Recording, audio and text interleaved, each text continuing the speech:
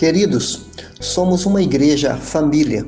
Todos carecemos do amor de Jesus e encontramos nele acolhimento, libertação, restauração e redirecionamento.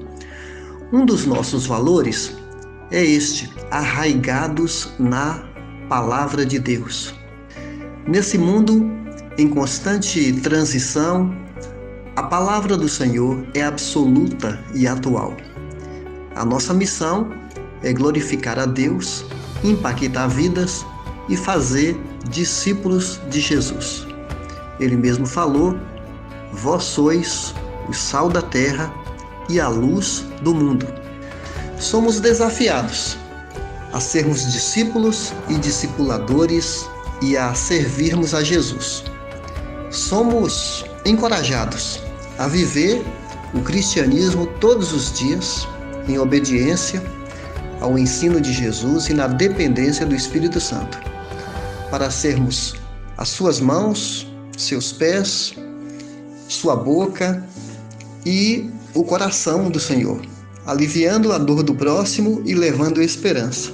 Nosso pastoreio acontece através dos pequenos grupos. Convocamos cada um da nossa comunidade a se conectar a um pequeno grupo e ser pastoreado dessa forma. Assim, você que faz parte da nossa família de fé, você é muito bem-vindo, e você que também quer se ligar a uma igreja, junte-se a nós. Um grande abraço, até mais. Olá pessoal, tudo bem? Eu sou o Felipe. Eu queria falar um pouco sobre o PG. Eu não era de nenhuma igreja, aí fui convidado a participar de um pequeno grupo. Com isso, aprendi sobre a palavra, aceitei a Cristo. Hoje, para mim, eu posso dizer que o PG é muito importante na minha vida, porque me conecta às pessoas, fiz novas amizades, cresci na fé e despertei o desejo de servir a Deus.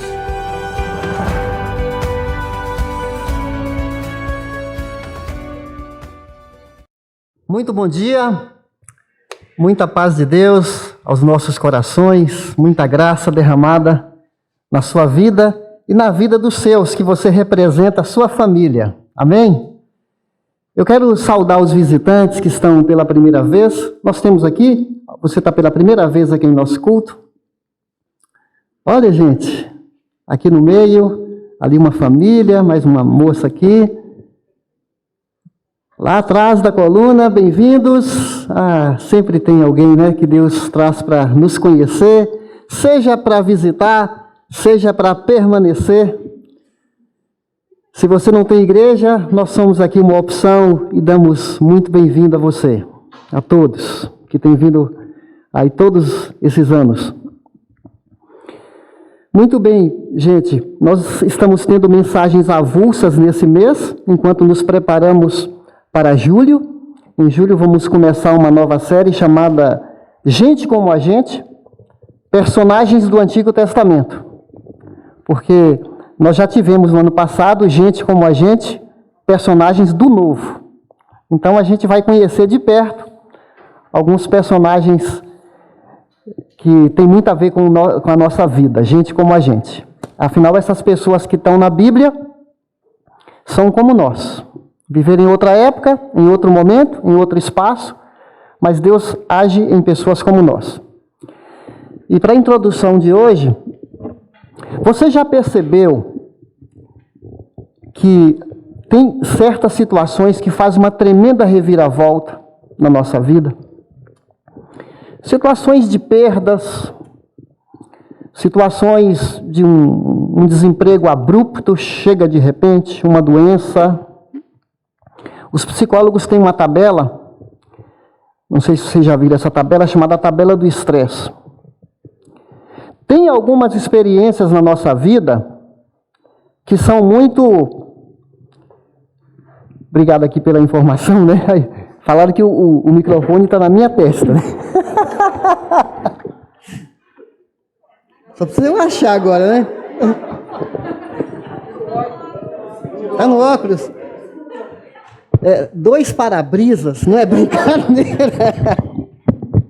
Ah, sim. Obrigado pelo aviso, hein? Eu não sei como é que vocês estavam entendendo. Estava normal? Acho que abafou e a voz foi para lá. Não é fácil, né, gente? Ainda bem que vocês têm paciência aí, né? Não é fácil usar essas coisas aqui, viu? Parece que é proteção especial. Vamos lá. O que eu estava falando mesmo? Eu estava falando da tabela que os psicólogos usam, que eles identificam níveis de estresse. Não é brincadeira. Você está levando a vida normal. Acontece um acidente grave com você, com alguém dos seus. Uma preocupação assim repentina, um golpe na sua vida. Alguém aplica o golpe, você cai, perde aí. Recentemente alguém me falou isso, perdeu aí 10 mil reais, por descuido mesmo. Aquilo dá uma drenagem nas energias, baixa a imunidade da pessoa, sujeita a doenças. E aí eles colocam números altos quando é divórcio, quando há um filho que sai de casa, uma viuvez. São situações assim gravíssimas. Uma transferência de emprego e mudar para o interior, assim, enfrentar tudo do zero. Então, são desgastes da vida. E há reviravoltas brutais, megas, como a pandemia, que foi assim, né, a vida normal, ano passado, 2020, chegou em março. Até na história da igreja, né, nós temos aqui, desde 83, que estamos aqui, nesse local. Então, aí já são 27 anos. Nós vamos fazer quantos anos mesmo? 38, né? 38 anos de existência aqui. E nunca tivemos que parar como paramos. Não só aqui, né? O mundo, o Brasil, tudo mais. Então, são reviravoltas que acontecem na nossa vida e a gente fica paralisado, tentando entender o que está acontecendo. Nós vamos ver aqui uma situação que foi uma guinada, que se você acha que a pandemia nos fez uma reviravolta, o que aconteceu com esse povo é uma guinada de 360 graus, que a nossa pandemia foi fichinha para eles. Então, o Jeremias vai escrever uma carta para esse povo que passou por uma reviravolta tremenda. Mas antes de ler a carta, eu preciso fazer aqui uma recordação bem breve da história dos judeus. Então, só para ajudar, nem todo mundo tem uma compreensão panorâmica da Bíblia, por isso que a gente precisa ler a Bíblia toda, para quando a gente falar sobre esses fatos, você sabe se localizar. A gente pode dividir aqui os patriarcas do Antigo Testamento até o Egito, né? A família de Abraão foi até o Egito. Depois nós temos que separar esse povo que sai do Egito e vai para Canaã e dura até o período dos reis, que eles vão para o cativeiro. E depois esse povo sai do cativeiro e vai para o Novo Testamento. Vai para Israel, onde nós somos, né, a quarta fase, vamos dizer assim. Muito bem, gente. Esse povo estava no Egito, sai do Egito, morre Moisés, morre Josué, é o período dos juízes. O povo de Israel, por 300 anos, vive buscando a Deus e abandonando, busca a Deus e abandonando, e Deus levanta juízes como Sansão, Gideão, Jefté, Samuel. Passa esse período dos juízes, vem a monarquia, primeiro rei Saul, depois de Saul vem Davi, que é o modelo de rei, e depois de Davi passam-se 300 anos, com muitos reis, ora um rei que temia a Deus, ora um que não temia, a maioria não temia a Deus, e Davi sempre era o modelo, porque falava assim, tal rei não serviu a Deus como Davi, seu pai, quer dizer, seu antepassado. E esses períodos de altos e baixos, mais baixos do que alto, leva o nosso Deus a uma decisão de disciplinar o seu povo, porque havia uma assimilação da cultura em volta. Tudo que você pensar de maldade, violência nas ruas, adultério, imoralidade sexual, sincretismo religioso, feitiçaria, injustiça social, opressão do pobre, tudo que você pensar de ruim, até ponto de sacrificar os filhos a deuses pagãos. Então, o povo de Israel se tornou mais pagão do que os pagãos. Por coerência, como é que Deus manda expulsar os pagãos? Vem o seu povo, habita o mesmo lugar, e seu estilo de vida é pior do que o daqueles que eles expulsaram. Então esse povo, em 722, essa nação estava dividida, Israel no alto e Judá embaixo. Em 722, o Império Assírio vem e dispersa esse povo.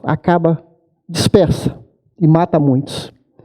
Aí, 122 anos depois, vem um homem chamado Nabucodonosor, que era do Império da Babilônia, vem e rompe os muros de Jerusalém.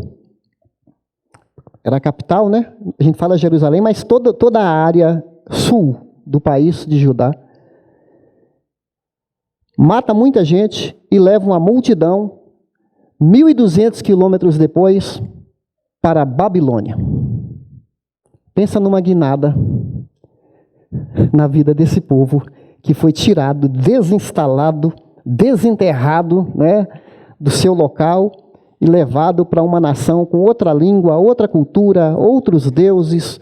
E Babilônia, você sabe que é um símbolo, não só naquela época como hoje, de misticismo, paganismo, tudo quanto é tipo de divindades e opressão com os outros povos e tudo mais. Então, é nesse contexto que a gente vai ler a carta. Esse povo estava lá, desanimado, sem pátria, sem eira nem beira, né, para falar um termo antigo. Aí você fala assim, puxa vida, será que Deus não pegou pesado? Eu vou ler esse pequeno texto aqui, porque você pode ler outras passagens, mas está escrito aqui, 2 Crônicas 36, que está escrito assim: o Senhor, o Deus dos seus antepassados, advertiu-os várias vezes. Todos os profetas falavam isso, por meio de seus mensageiros, pois ele tinha compaixão do seu povo e do lugar da sua habitação. Mas eles zombaram dos mensageiros de Deus, desprezaram as palavras dele e expuseram ao ridículo os seus profetas, até que a ira do Senhor se levantou contra o seu povo e já não houve remédio. Nabucodonosor levou para o exílio na Babilônia os remanescentes, os que escaparam da espada, para serem seus escravos e dos seus descendentes até a época do domínio persa. Isso está no final de 2 Crônicas 36. Nós vamos falar hoje sobre esse texto, esse tema aqui, que vai projetar agora, mobilizados pela esperança. Porque eles tinham tudo para serem paralisados pelo medo, que é a antítese. Medo foi o que ouvimos na semana passada. E hoje vamos falar sobre esperança. Aprendemos como vencer o medo. E vamos falar um pouco sobre mobilizados pela esperança. E nós vamos... Eu quero ler uma outra passagem, vou adiantar um pouquinho aqui. Que é esse texto aqui, olha. Você, Jeremias, Deus falando com Jeremias, não ore por este povo, nem faça súplicas ou pedido em favor dele, nem interceda por ele junto a mim, pois não ouvirei. Não vê o que estão fazendo na cidade de Judá e nas ruas de Jerusalém. Triste de nós, se chegar num ponto de irmos como se fosse além da linha do retorno, é o que aconteceu aqui. A gente sempre ouve falar que Deus é amoroso, Deus é bom, e verdade Ele é, mas raramente a gente fala sobre a justiça de Deus, que Deus é coerente. Ele é 100% amoroso, mas é 100% justo. E Deus disciplina seus filhos. Isso está em Hebreus 12:9. E não é agradável passar pela disciplina de Deus. Mas tem várias advertências. Deus está sempre nos advertindo, mandando um recadinho, chamando a nossa atenção. Esse povo é diferente de nós? Não. Somos muitíssimos parecidos com eles. Para a gente se descambar das verdades que a gente aprende, é um nada. Somos facilmente influenciados. Agora, apesar de Deus disciplinar seus filhos, Ele não os abandona. Ele não os deixa. Então, gente, esse povo vai receber uma carta de Deus, porque não foi Jeremias que mandou a carta. É bem provável, é lógico, que a autoestima dessa gente está lá embaixo. Tem uma expressão que diz que quando você está dentro de um buraco, aí você olha para cima, você vê o lombo da cobra. Quer dizer, você está tão para baixo, está dentro de um buraco. É o que está acontecendo aqui. Deus não tinha prazer em destruí-los, senão teria feito. E é por isso que Ele mandou essa carta, que está em Jeremias capítulo 29, e nós vamos ler esse texto. Você pode acompanhar na Bíblia, pode acompanhar no seu aplicativo, ou pode acompanhar na tela. Está tão fácil hoje, né? Os nossos antepassados não tinham tantas opções como a gente tem. Olha aí. Quem mandou a carta, gente? O Senhor. Deus é o remetente da carta. Assim diz o Senhor dos Exércitos, o Deus de Israel, a todos os exilados. Vocês sabem, né? A pessoa está no exílio, está lá na Babilônia. Que deportei. Quem deportou esse povo? Foi o rei Nabucodonosor? Guarde isso. Foi Deus. Deportei de Jerusalém para a Babilônia. Construam casas e habitem nelas. Plantem jardins e comam de seus frutos. Casem-se e tenham filhos e filhas. Escolham mulheres para casar-se com seus filhos e deem as suas filhas em casamento, para que também tenham filhos e filhas. Multipliquem-se e não diminuam. Busquem a prosperidade da cidade. Guarde isso, para a qual eu os deportei, e orem ao Senhor em favor dela, porque a prosperidade de vocês depende da prosperidade dela. Dela quem? Da cidade. Porque assim diz o Senhor dos Exércitos, o Deus de Israel: não deixem que os profetas e adivinhos que há no meio de vocês os enganem. Não deem atenção aos sonhos que vocês os encorajam a terem. Eles estão profetizando mentiras em meu nome. Eu não os enviei, declara o Senhor. Assim diz o Senhor: quando se completarem os 70 anos da Babilônia, eu cumprirei a minha promessa em favor de vocês, de trazê-los de volta para este lugar. Porque sou eu. Lembra do eu sou da semana passada? Senhor do tempo, Senhor das circunstâncias, e Senhor, tem outra parte da mensagem da semana passada, mas vamos lá. Porque sou eu que conheço os planos que tenho para vocês, diz o Senhor, planos de fazê-los prosperar e não de lhes causar dano. Planos de dar-lhes esperança e um futuro. Então vocês clamarão a mim, virão orar a mim, e eu os ouvirei. Vocês me procurarão e me acharão quando me procurarem de todo o coração. Eu me deixarei ser encontrado por vocês, declara o Senhor, e os trarei de volta do cativeiro. Eu os reunirei de todas as nações e de todos os lugares para onde eu os dispersei, e os trarei de volta para o lugar de onde os deportei, diz o Senhor. Que texto incrível, gente. Essa carta não terminou aqui, é que eu fui até um ponto que daria para a gente fazer uma cobertura agora de manhã, é o capítulo todo. Mas essa carta de Jeremias, falando assim de um modo bem geral, traduz a saga humana, a história humana.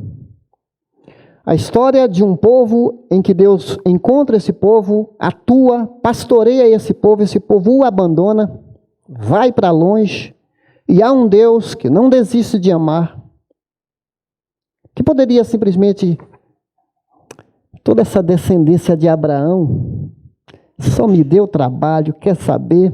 Chega. Deus poderia começar com uma outra família. Não poderia?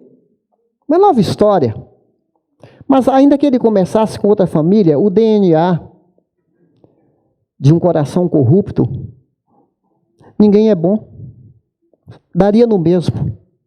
Uma história que se repetiria. Mas não só por isso, por amor. Deus manda uma carta de ânimo. Nós temos não só a carta de Jeremias, nós temos toda essa carta de amor, falando da saga humana e de um Deus que em suas páginas não desiste de nos amar, ainda que a disciplina seja uma forma de amor. Porque precisamos de limites. Não podemos viver uma vida de total liberdade fora dos parâmetros dessa liberdade que Deus tem para nós, que é para o nosso bem. Eu queria propor agora de manhã, já lemos esse texto aqui, todos os cristãos são chamados para serem bênçãos na cidade e cheios de esperança. Eu queria refletir com você, se fôssemos nós, porque uma forma de empatia é nós nos colocarmos nos olhos da outra pessoa, nos colocarmos nos sentimentos da outra pessoa para poder entender o seu mundo. Se nós pudéssemos voltar no tempo, depois de andar 1.200 quilômetros, comendo ração dada por soldados, talvez alguns até machucados pela guerra, ainda recuperando de ferimentos, talvez alguns levados em macas, alguns pegaram infecção forte e morreram. Fora os que morreram na cidade. Não foi como você que veio do Nordeste 1.500 quilômetros, como eu e outros que chegamos a São Paulo de ônibus. Né? Vocês são ricos, talvez vieram de avião, mas assim, naquela época a gente vinha de ônibus. Confortáveis, inclusive. Talvez já com algum parente aqui, para nos dar uma base, para a gente poder conhecer essa cidade, essa metrópole tão grande. Mas esse povo chega lá, talvez viveriam ali na periferia da Babilônia, num amontoado de tendas. Afinal, prisioneiros de guerra. Sim ou não? Tristes porque não estão no seu país, perderam suas ocupações, os artesãos, os escultores, os carpinteiros, os fazendeiros, perderam todo o seu habitat, e agora estão ali na favela da Babilônia, tristes. Por que Deus não nos matou? Como enfrentar a vida nessa cidade grande? Aí vem essa carta de um Deus que os ama, falando para eles para se levantarem. A vida continua. Então, nós vamos aprender algumas lições aqui dessa carta. Primeira delas, Deus é o soberano da história e das circunstâncias, que está aqui no versículo 4. Porque fala a todos os exilados que eu deportei de Jerusalém para Babilônia. Pensando nos dias de hoje, nós vivemos num país, eu sei, estamos com 500 mil mortos.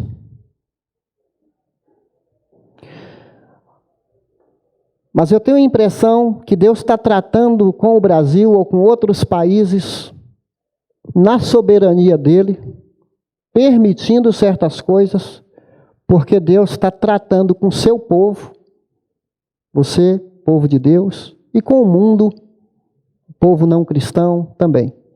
Deus é soberano. O que está acontecendo, olha, não é... Tem coisas que acontecem na vida que a gente pensa, não é a Covid-19. Deus permitiu que essa Covid acontecesse.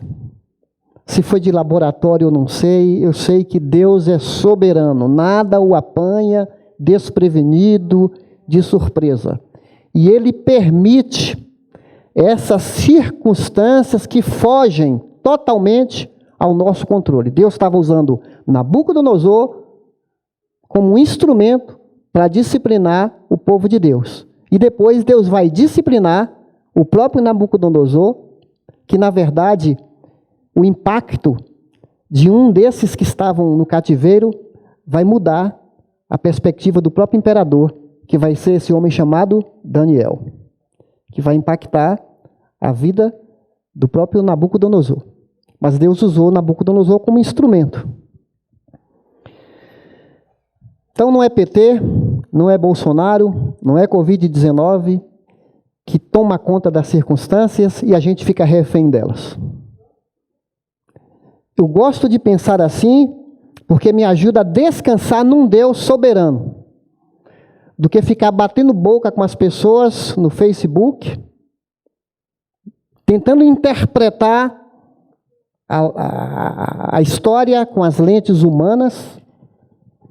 Eu sei que é difícil, tem gente que é xiita, não pode nem conversar, você mal abre a boca, não quer te ouvir, já te põe um rótulo, e eu não quero nenhum rótulo, não defendo nem A nem B, né? Sou preocupado com essa igreja amiga do presidente, que perde a sua capacidade de repreender o presidente, acha que tudo que ele faz está certo. Isso é um perigo tremendo, uma igreja amiguinha do governo, né, que concorda com tudo que o governo faz, até com as injustiças e insensatez. Eu nem sei porque eu estou falando isso, que a gente tem que voltar para o nosso assunto aqui, pessoal. Ó, Deus é soberano.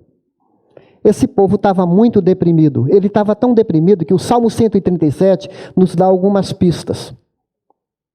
O Salmo 137 fala que os judeus, lá na Babilônia, eles pegavam as harpas, os seus instrumentos musicais, penduravam nos salgueiros. Salgueiros eram plantas ornamentais na beira do rio, plantas, assim, arbustos, muito bonitos.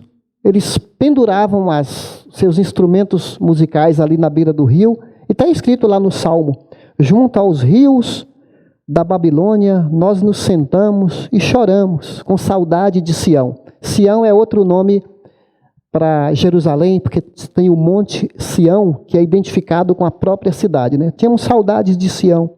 Ali nos salgueiros, olha, você vê a tristeza, né? Ali penduramos as nossas harpas. Nossos opressores pediam que nós cantássemos canções, exigiam canções alegres. Cantem para nós uma das canções de Sião, como nós poderíamos cantar as canções do Senhor numa terra estrangeira.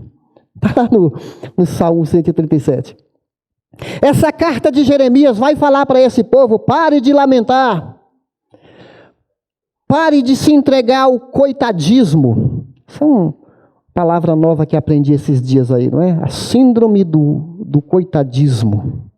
Não tem jeito, o mundo está mal, vai de mal a pior, não adianta batalhar, não adianta lutar, tá gente desempregada aqui, eu estou ameaçado também, sabe?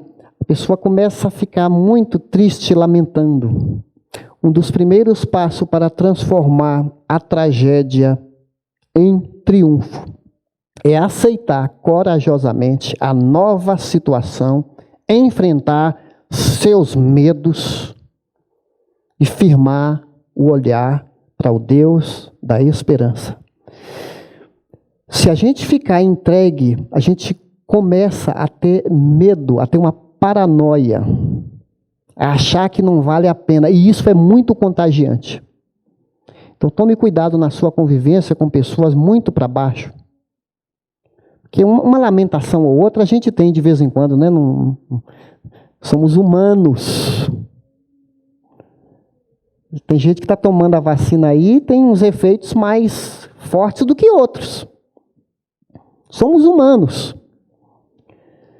Mas nós não podemos viver contagiados pelo pessimismo, pela desesperança.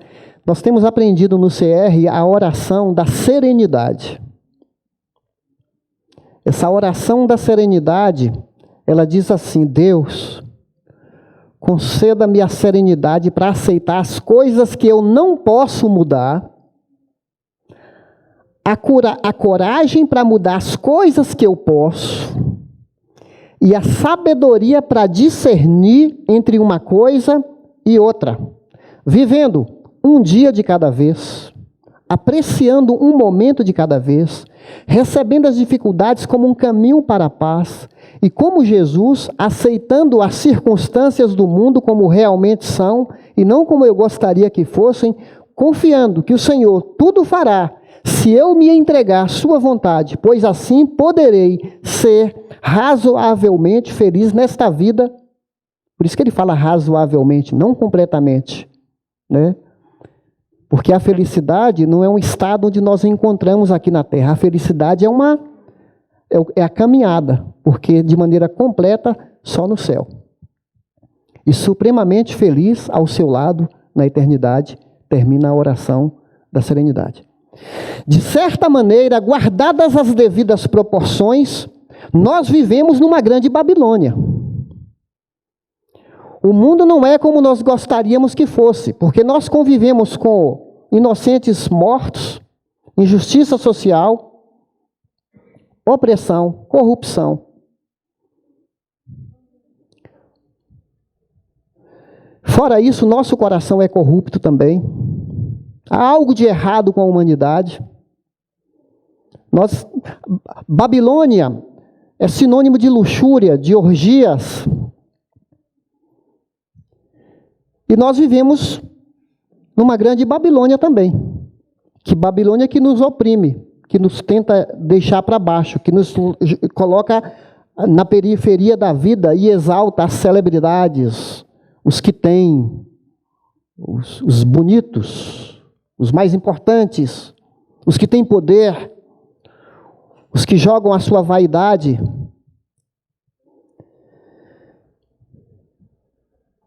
Então, a palavra de Deus é para mim, é para você, para confiarmos que Deus é soberano, apesar do sofrimento que a gente convive com Ele, seja muito perto, seja muito longe. E uma segunda lição que nós aprendemos aqui: façam planos para vocês e suas famílias.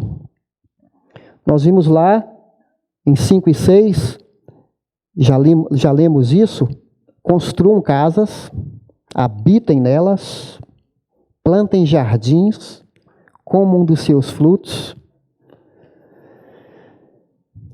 Eles iriam recomeçar. Você já teve que recomeçar? Você já teve uma guinada assim que mudaram você de seção no seu trabalho? E você foi para um lugar que teve que reaprender, passou até por humilhação, ou foi desempregado, né? Foi para outra empresa e começou de um patamar, de uma ocupação, ganhando menos de líder, começou a ser liderado, ou você foi humilhado, você tinha que se reinventar, reaprender, se readaptar. Isso acontece demais, gente. Mas há uma palavra aqui de encorajamento, né? Plantem, vão para frente, se levantem, construam jardins. Vocês não estão no lugar que vocês gostariam, mas aí eu estou aqui dizendo para vocês, levante-se e vai para frente. Contem comigo. Eu os disciplinei, mas é para o bem de vocês. É para pensar até nos netos, porque tinha a oração aqui que ia ser respondida quando, gente? Essa oração, 70 anos. Então, se o peão tinha 30 anos, ele ia passar 70 anos na Babilônia, o que ia acontecer? Ele ia chegar no 100 e o povo está voltando para Israel, não é verdade? Mas Deus não preocupa só com a sua geração. Deus vê você, vê sua família, seus netos. Ele trabalha com comunidade.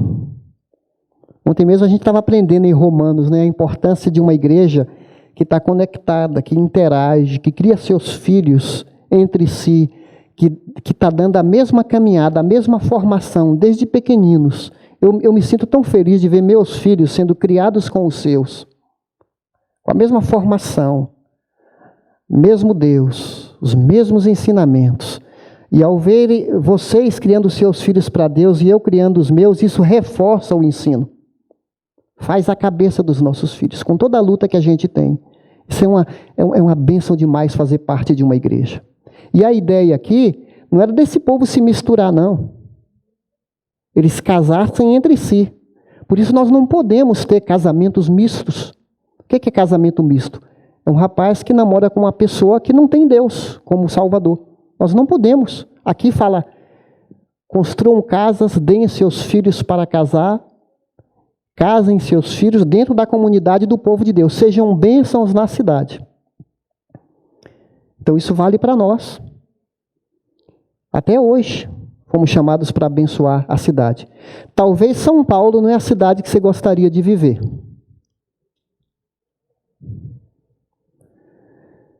Eu, por exemplo, não sou daqui. Tem 44 anos que eu moro em São Paulo. 43. Mas eu me considero mais paulista do que nordestino.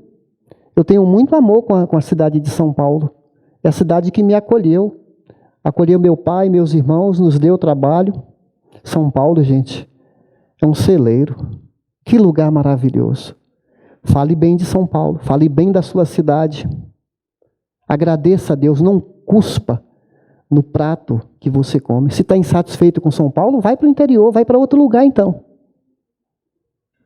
Não estou dizendo que quando eu passo aqui nesse córrego aqui embaixo, que está um cheiro tão ruim, que eu gosto. Não estou dizendo que eu gosto do trânsito de São Paulo. São as realidades.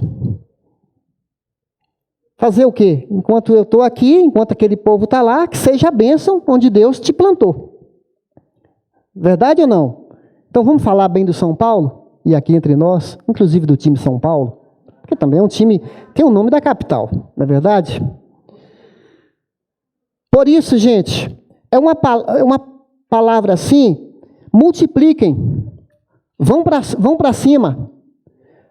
A gente não encontra no Novo Testamento palavras iguais para a gente ir fazer discípulo, multiplicar, irradiar a glória de Deus, multiplicar nossas famílias. A gente encontra isso no Novo Testamento. Deus nos deu uma estratégia que nasceu em Atos 2, que a igreja cresceu e não se multiplicava no lugar compactado, concentrado, que foi o templo de Jerusalém, que anos depois viria a ser destruído. A igreja se reunia no templo e de casas em casas, multiplicando, abençoando as pessoas. Olha, se Deus não tivesse nos dado a estratégia dos pequenos grupos, nessa pandemia que ficamos aqui fechados, como seríamos pastoreados? O pastor Edgar, também impossibilitado de se locomover,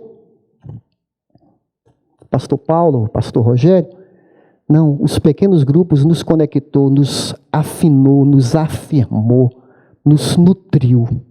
É muito difícil você sobreviver com a sua família, isolado do corpo de Cristo. Até porque quando fala membro do corpo, membro é inerente, é dentro. Não existe membro isolado do corpo. Olha quanta riqueza de ensinamento aqui. Vão para frente, trabalhem. Talvez alguém fale assim, eu não gosto de culto virtual.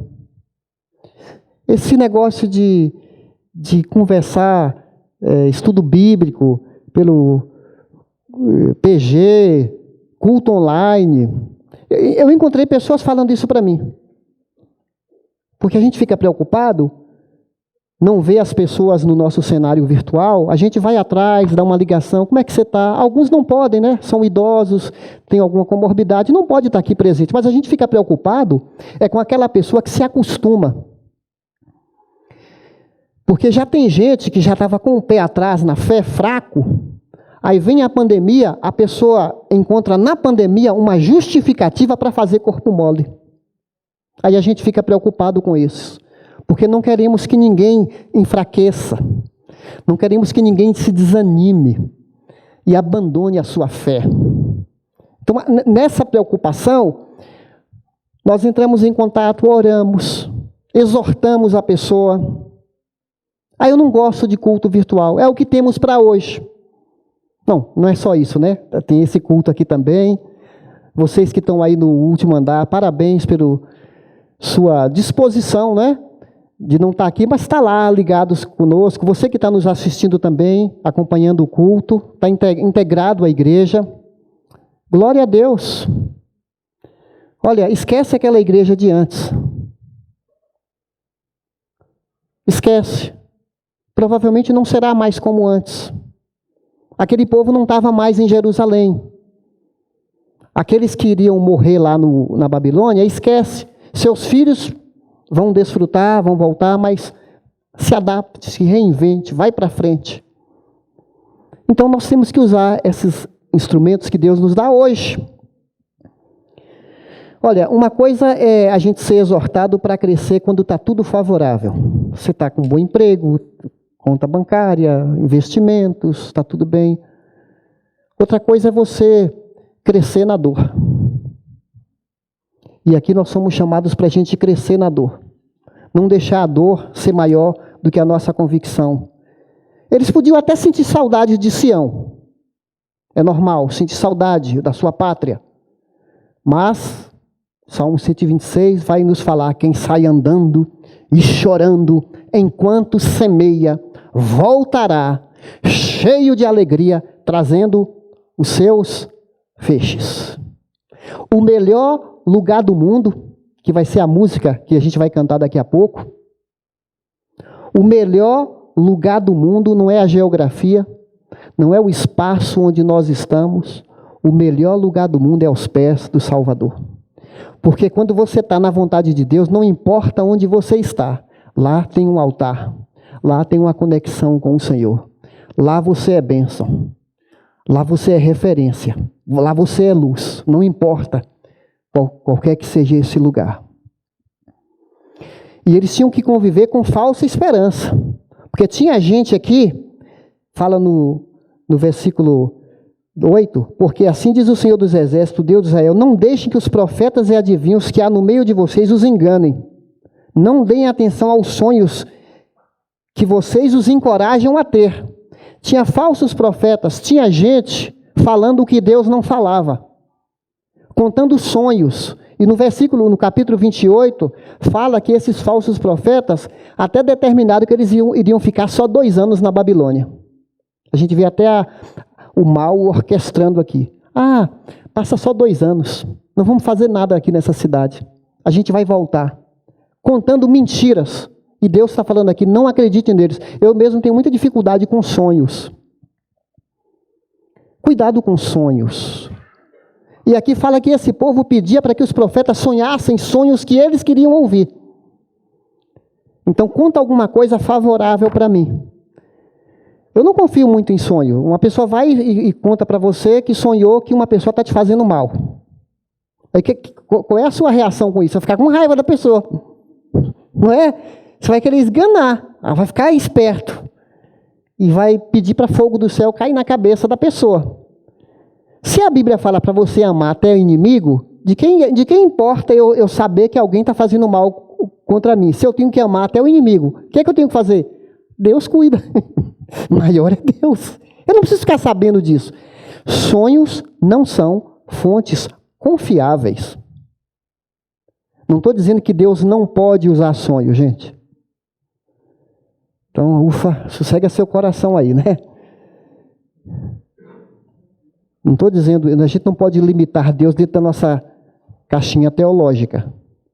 Mas os grandes sonhos no Antigo Testamento geralmente tinham a ver com a nação, né? Os sonhos que José interpretou, tinha a ver com toda uma preocupação muito grande, né? Os sonhos de Nabucodonosor, que tinha uma interpretação ali para o país, para o futuro. Não tinha a Bíblia escrita. Eu sou mais de sonhar acordado, né? De pegar os sonhos de Deus e falar: Senhor, ajuda-me a fazer planos e a sonhar com a tua direção na minha vida. A ver o Senhor abrindo portas, eu sonho com uma igreja que impacta a cidade. E a pandemia está nos mostrando, a gente já tem pessoas conectadas a nós que não estão aqui no bairro do Horto do IP. Tem gente até fora do Brasil acompanhando PGs nossos, porque a igreja deixou de ficar tão concentrada, ela está pulverizada. O sal é para salgar, o sal é para dar gosto ao desgosto do mundo, e Deus está polvilhando esse sal e iluminando. Não se pode esconder a luz debaixo de um alqueire, de um móvel. Tem que colocar no alto da cidade. O povo de Deus traz esperança para a cidade. Não são os mais fortes nem os mais inteligentes que sobrevivem, mas os mais adaptáveis. Então, nesse ioiô da vida, a gente tem que aprender a equilibrar. Paulo falou: eu aprendi a viver contente em toda e qualquer situação. Aprendi a padecer, passar fome, passar um período de escassez, a gente pode colocar como desemprego, né? Ou sofrendo uma doença. Como também aprendi a viver nos tempos de bonança, tempos de fartura. Não eu. Não que eu aprendi isso por mim mesmo. Posso. Naquele que me fortalece. Com ele eu posso flexionar, né? Tem uma ginástica nesses leva e traz da vida, esses momentos. Sejam cidadãos participativos e úteis. Busquem a prosperidade da cidade para a qual eu deportei e orem ao Senhor em favor dela. Em favor de São Paulo, gente. Lá eles oravam em favor da Babilônia. Porque a prosperidade de vocês depende da prosperidade dela. O cristão é um presente de Deus para uma cidade. Provérbios 11:11 falam que os justos abençoam a cidade. E Abraão, vendo Sodoma e Gomorra na maior degradação, miséria, Abraão fala: Deus, Deus, Deus, não destrua essa cidade. Se tiver ali 25 justos na cidade, não destrua. Deus, na grande compaixão, fala assim: se tiver 25 justos na cidade, eu não destruirei. Deus, Deus, não destrua. Aí Abraão ficou preocupado, né? Se não tiver 25. Deus, Deus, se tiver 20, não destrua. Deus fala: se tiver 20, eu não vou destruir. Será que tem 20? Deus, Deus, se tiver 15. Deus fala: se tiver 15, eu não vou destruir. Será que tem 15? Deus, ele chega. Até 10 não tinha. Só tinha o Ló. Aquele crente meia boca que era o Ló e as suas filhas. E Deus ainda pede para eles saírem. E aí as cidades são, mas que Deus misericordioso é esse. Então os justos na cidade, Deus olha para esses justos e pede para a gente orar para ele. Abençoa São Paulo, mais almas, Senhor, mais conversões, mais gente que venha a conhecer Jesus. Eu oro por aquele convidado, que ele participe do meu PG. Senhor, não esquece daquele, porque de repente alguém pega uma Covid, a gente sabe, morre cristão e não cristão. Morre quem está preparado, morre quem não está preparado. Se a gente clama a Deus para que as pessoas tenham oportunidade de conhecer a fé, a gente sofre quando morre, mas a dor é menor. A dor é menor. Que oportunidade Deus nos está dando de clamar pela cidade. Quantas pessoas estão sendo salvas, gente? Porque os corações estavam tão duros para ouvir a palavra de Deus. E agora as pessoas estão até mais acessíveis para ouvirem a palavra de Deus. Nós não fomos chamados para viver aqui no gueto do Horto do Ipê, na bolha do Horto do Ipê. Somos povo de Deus, que se dane o mundo, que se dane o céu. Posso desabafar um pouquinho aqui? Dos anos 80, quando eu me converti, e no final daquela década, a mentalidade dos cristãos, é difícil falar isso, era assim: a gente vai para o céu, essa Babilônia está feia, o mundo está indo de mal a pior, o comunismo vai entrar no Brasil. Era final da Guerra Fria, mas ainda assim a gente sabia dos cristãos perseguidos na Rússia, na China. A gente ficava pensando que eles viriam dominar o Brasil. Eles virão para cá, vão tomar conta do mundo. Vamos fazer uma república, uma comunidade lá em Mato Grosso. O pastor falava isso para nós: vamos fazer uma comunidade lá em Mato Grosso, só de sítios dos crentes. A gente vai plantar, a gente vai viver com os princípios da palavra de Deus. Vamos ser uma comunidade lá no Mato Grosso, plantando e colhendo e casando nossos filhos. Em outras palavras, que se dane o mundo, a gente vai para o céu. Triste realidade, onde anos depois eu tive que reaprender que nós não estamos aqui para vivermos isolados do mundo. Tem dois perigos. Tem o perigo de se misturar demais e viver no mundo, longe dos parâmetros de Deus. E tem o outro perigo de você se distanciar e viver num gueto, numa bolha. Eu até fico preocupado quando alguém fala para mim assim: ah, pastor, eu mudei, agora estou no meu apartamento novo, e meu vizinho da frente é crente, e do lado é crente. Ah, olha, é bom você ir para um lugar onde nem tem cristão, para você ser luz ali, para você ser o agente de Deus naquela vida. Como uma senhora que ligou para mim desesperada, falou: pastor, o que eu faço? Tinha 2 gays no meu salão de cabeleireiro, no salão onde ela trabalha, não era dela, né? E agora está aumentando, tem 3, tem 4, tem 5, tem 8 gays lá, e eu sozinha, perdida ali.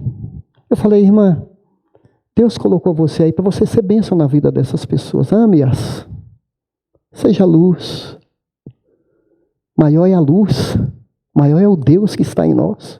Que ela abençoasse aquelas pessoas. Deus as ama também. Demais, demais, como nos ama. Né? Todos são pecadores, heterossexuais, homossexuais.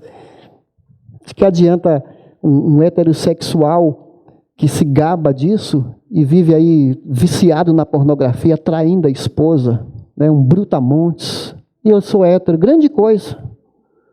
Talvez aquele homossexual está lá com o coração quebrado, pedindo socorro para Deus, e esse miserável aqui está vivendo de aparência, tentando enganar as pessoas. Vem na igreja e acha que está prestando serviço para Deus.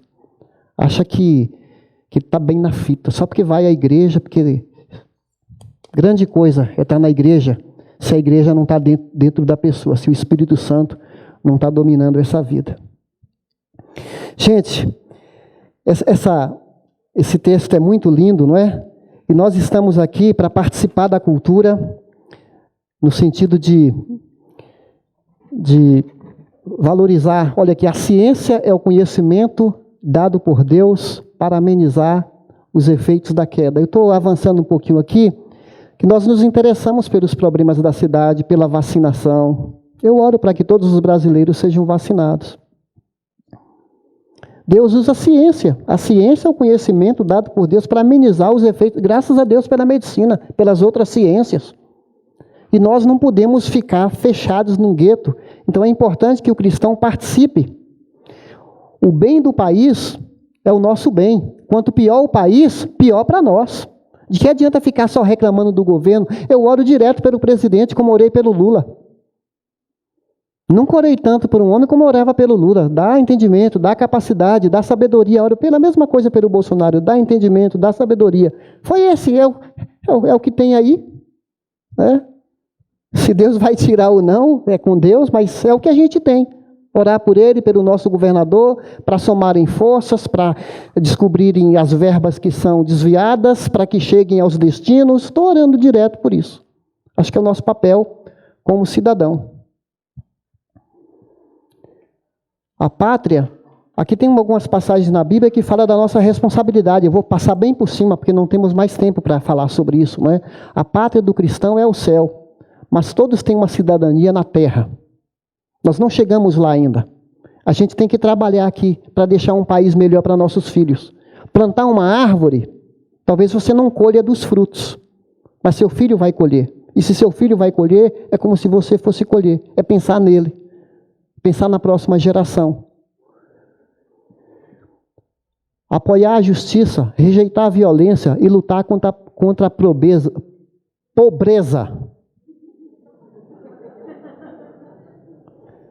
Faz parte da agenda da igreja. Que mais? Ore a favor das autoridades terrenas. Ore por todos os homens. Deus deseja que todos sejam salvos e venham ao conhecimento da verdade. Eu não sei se a esposa do presidente é crente ou não. Dizem que é, mas eu oro para que ela saiba conversar com o marido e levar o evangelho para ele. Ou outros homens de bem, né, que conhecem a Deus também. Que mais? Desobediência civil, somente quando o governo for contrário aos princípios da palavra. Só quando o governo mandar a gente fazer coisa que a Bíblia não manda, aí sim a gente não tem que obedecer, porque maior é Deus do que os homens. Corretos no pagamento dos impostos. Jesus falou, dá a César o que é de César. O crente pode exercer cargo político. Só um parênteses aqui, já estamos concluindo. Você sabia que esse povo prosperou tanto na Babilônia? Dali surgiram homens dessa estirpe, desse naipe, Daniel, Sadraque, Mesaque e Abednego, que não se curvaram perante o rei.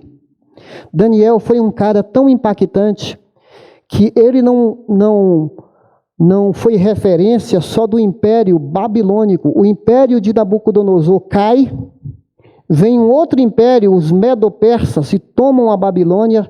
E Ciro, o novo imperador, nomeia Daniel como seu primeiro-ministro. Balançou, mas o cara não caiu.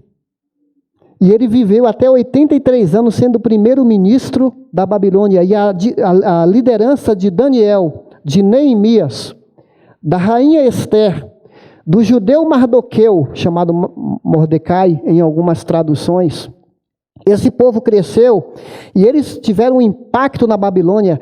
Foi ali que os judeus aprenderam a serem grandes homens de negócios, comerciantes. Mais do que isso, surgiram os grandes escribas acadêmicos, gente que entendia da Bíblia, que copiava os escritos para preservar para nós as escrituras, como Esdras. Gente, como que nesse monte de limão surgiu tanta limonada? E esse povo volta depois, Deus honra a sua palavra, eles voltam, restaura o templo, Neemias restaura os muros e prepara o cenário para a volta de Jesus, porque eles precisavam estar vivos para cumprir a promessa de que o Messias nasceria deles. E Deus estava preservando. Não é linda a história? Para chegar até onde nós chegamos hoje? Olha aqui esse texto. Lembrem-se a todos que se sujeitem aos governantes e às autoridades, sejam obedientes, estejam sempre prontos a fazer tudo o que é bom. Posso ler de novo essa frase? Estejam prontos a fazer tudo o que é bom. Não caluniem a ninguém, sejam pacíficos e amáveis e mostrem sempre a verdadeira mansidão para com todos os homens. Não entre nessa briga de esse polarismo, essa polaridade aí, de uns defendem uns, e as pessoas brigam e não se falam mais. Vamos respeitar as autoridades. Eu fico triste quando alguém chama qualquer autoridade com um apelido físico. A Dilma, o Lula, outros presidentes, as pessoas atacavam até o físico da pessoa, quando rótulos, xingamentos. Eu não estou defendendo essas pessoas, pessoal, eu estou defendendo aqui a dignidade humana. As pessoas merecem respeito e foram colocadas lá. É como a gente aprendeu ontem no livro de Romanos. Nós aprendemos ontem, no livro de Romanos, que Deus instituiu a autoridade, essa posição de autoridade do presidente, do governador. Essa posição Deus criou, porque o povo, em todas as esferas, precisamos de liderança. Talvez a pessoa que senta aqui nessa cadeira não esteja à altura do que o cargo é. Mas se essa pessoa está aqui nessa cadeira, essa instituição, autoridade governamental, foi criada por Deus. Então me compete a obedecê-la, a menos que ela, como falei antes, a Bíblia fala, peça para a gente desobedecer a Deus. Mas é o respeito para com a figura. Assim como um pai ruim. Não dá vontade de você obedecer a um pai ruim, um pai brutão. Mas pela posição que ele tem de pai, você vai obedecer pelo lugar que ele possui. Talvez não porque ele mereça, mas você vai honrar pela posição que ele ocupa de autoridade, nesse sentido. Então, gente, nós vamos concluindo aqui. Deus se revela a quem o busca de todo o coração. E Deus faz um convite para esse povo aqui. Olha que convite lindo. Sou eu que conheço os planos que eu tenho para vocês, diz o Senhor. Plano de fazê-los prosperar. E essa prosperidade aqui não está limitada à questão econômica. Essa palavra aqui é shalom. Quando fala lá, desejai a prosperidade da cidade, desejai o shalom. Shalom é todo o bem que a pessoa pode desfrutar. Não só financeiro, saúde, bem-estar. Esse é o sentido que Deus deseja para nós, um bem-estar, de fazê-los prosperar e não de causar dano. Te dá a esperança e ao futuro. E ele termina dizendo: buscar-me-eis e me achareis, quando me buscardes de todo o coração. Talvez você não tenha buscado a Deus de todo o coração. Eu oro, agradeço pela minha comida. Não estou falando disso. Eu vou à igreja. Não estou falando disso. Buscar a Deus de todo o coração, meu amigo, é quando você fala assim: é a primeira parte da minha vida. Eu tenho que conversar com Deus, eu tenho que separar um momento com Deus, eu tenho que buscar o Senhor, eu tenho que fazer disso minha prioridade máxima. Eu vou me relacionar com Ele antes de me relacionar com as pessoas. É como uma pessoa no nosso PG falou ontem: eu tenho um travesseiro em minha casa, pastor, que é a coisa mais importante da minha casa. Aquele travesseiro, ele falou, eu estou um pouco obeso, mas aquele travesseiro eu ponho no chão para poder amortecer meu joelho, e ali eu estou em sintonia com o Eterno. Glória a Deus por isso.